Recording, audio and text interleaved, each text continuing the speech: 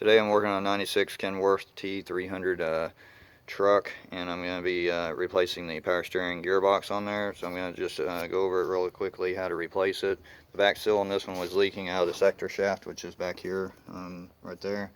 Now whenever you go to work on this, you'll want to disconnect the lines leading to it and get you a pan underneath. There's a line up top and then one on the bottom, and get your pan down there so you can catch all the fluid, and then take your steering shaft off.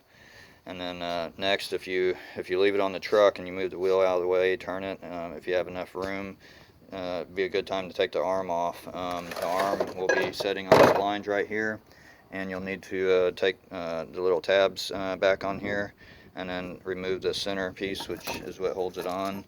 Now this is pressed on there pretty tightly, so you'll need to get your puller. You'll need a little socket like this. This is a 5/8 to fit in the hole there to take the little cap off.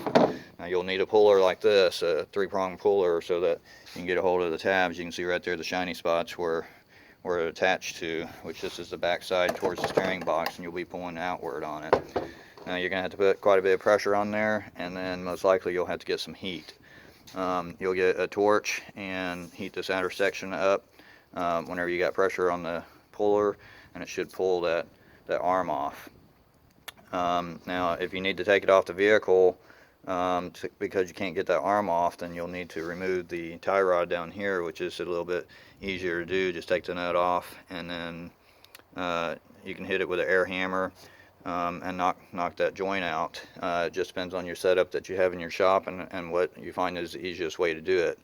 And whenever you take it off the truck, you'll have a top bolt here, and you'll have one right there, and then one on this side, so a total of 3 mounting bolts. And you'll probably have to put a wrench on the back side and then get you an impact with a deep socket on it in order to get the nuts off. Now, as you can see, this is the rebuilt unit. We'll go ahead and swap the fittings over. You'll have the top and lower oil fittings.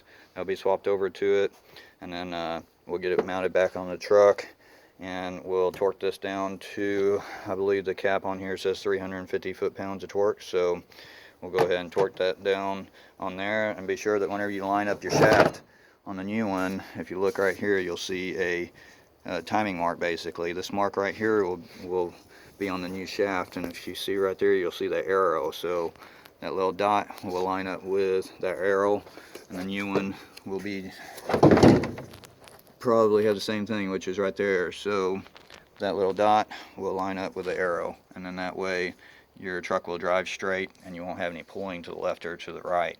If you happen to get that off, then it'll probably pull to the left or the right, or your steering will be off. Every vehicle is different. So but anyway, I think I covered everything. If you've got any other questions or comments, leave them. I'll try to respond to them. Other than that, thanks for watching my video, and please subscribe.